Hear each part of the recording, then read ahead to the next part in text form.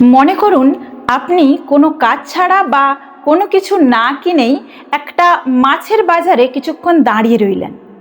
সেখান থেকে যখন আপনি বেরোবেন তখন খেয়াল করবেন আপনার গায়ে না চাইতেও একটা আষ্টে কটু মাছের গন্ধ লেগে গেছে। আবার আপনি যদি কোনো পারফিউম বা সুগন্ধির দোকানে গিয়ে জাস্ট কিছুক্ষণ চুপচাপ বসে থাকেন, তবে সেখান থেকে বেরোনোর সময় আপনার পুরো শরীর এক অপূর্ব সুবাসে মেতে উঠবে। আপনি কিন্তু মাছ কেনেননি আর পারফিউমও গায়ে মেখেননি, শুধু ওই পরিবেশটায় কিছুক্ষণ ছিলেন। ঠিক একইভাবে কাজ করে আমাদের চারপাশের সমাজ। এক ফোঁটা বৃষ্টির জল যখন আকাশ থেকে ঝরে পড়ে তখন সেটা অত্যন্ত পবিত্র এবং বিশুদ্ধ, কিন্তু সেই জলের ফোঁটাটা যদি কোনো নর্দমায় গিয়ে পড়ে তবে তার অস্তিত্ব হয়ে যায় কলুষিত।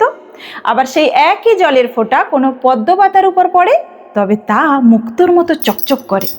আর সেই একই জলের ফোঁটা যদি কোনো ঝিনুকের মুখের উপর গিয়ে পড়ে তবে তা সত্যি সত্যি দামি মুক্তোয় পরিণত হয়। জলের ফোঁটাটি কিন্তু একই ছিল, শুধু বদলে গিয়েছিল তার পরিবেশ। ঠিক একইভাবে আপনি জীবনে কতটা উপরে উঠবেন নাকি তলিয়ে যাবেন তা অনেকাংশেই নির্ভর করে আপনি কেমন পরিবেশে আছেন এবং কাদের সাথে মেলামেশা করছেন তার উপর।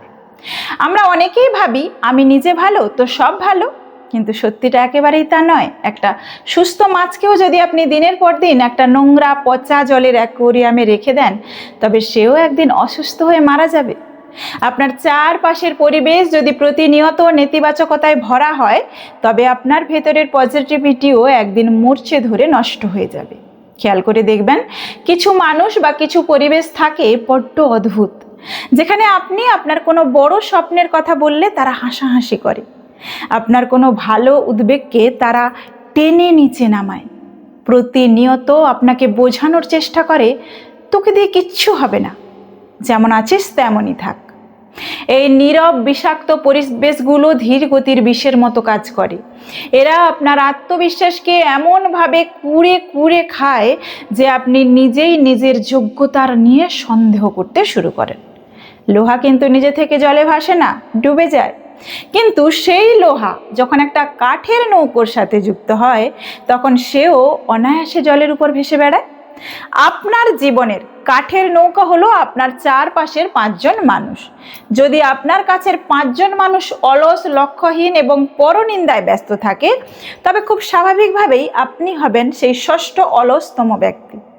আর আপনার চারপাশের মানুষগুলো যদি স্বপ্নদর্শী, পরিশ্রমী এবং একে অপরকে এগিয়ে যেতে সাহায্য করে তবে আপনিও একদিন তাদের ছোঁয়ায় সফলতার মুখ দেখতে বাধ্য। পরিবেশ কেবল আপনার চিন্তা ভাবনাকে বদলায় না, এটি আপনার অভ্যেস, আপনার চরিত্র, শেষ পর্যন্ত আপনার ভাগ্যকে নির্ধারণ করে। তাহলে উপায় কি? যদি চারপাশের পরিবেশ মনের মতো না হয় তবে কি আমরা হেরে যাব? না। যদি ঘরের ভেতরের বাতাস দম বন্ধ করা হয় তবে জানালাটা খুলে দিতে হয়, তাই না?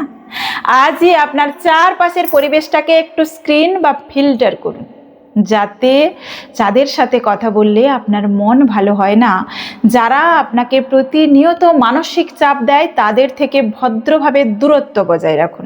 দরকার হলে একা থাকুন। মনে রাখবেন, লক্ষ্যহীন 100 জন মানুষের ভিড়ে থাকার চেয়ে নিজের স্বপ্নের সাথে একাকী পথ চলা অনেক বেশি শ্রেয়। এমন পরিবেশ খুঁজুন যেখানে আপনার খামতিগুলোকে শুধরে দেওয়া হয়, যেখানে আপনার সফলতায় ঈর্ষা নয় বরং আনন্দ প্রকাশ করা হয়। দিন শেষে কয়লার খনিতে থাকলে গায়ে একটু হলেও তো কালি লাগবেই। তাই নিজের ভবিষ্যৎকে উজ্জ্বল করতে হলে আগে নিজের পরিবেশটাকে বদলাতে হবে। মনে রাখবেন, আপনি হয়তো কোথা থেকে জন্মেছেন বা আপনার অতীত পরিবেশ কেমন ছিল তা নির্ধারণ করার ক্ষমতা আপনার ছিল না, কিন্তু আপনি ভবিষ্যতে কেমন পরিবেশে থাকবেন এবং নিজের ভবিষ্যৎকে কেমন রূপ দেবেন সেই সিদ্ধান্ত নেওয়ার সম্পূর্ণ ক্ষমতা আজ আপনার হাতে আছে। তাই আজই সঠিক পরিবেশ বেছে নিন এবং নিজের ভবিষ্যৎকে সুন্দর করে তুলুন।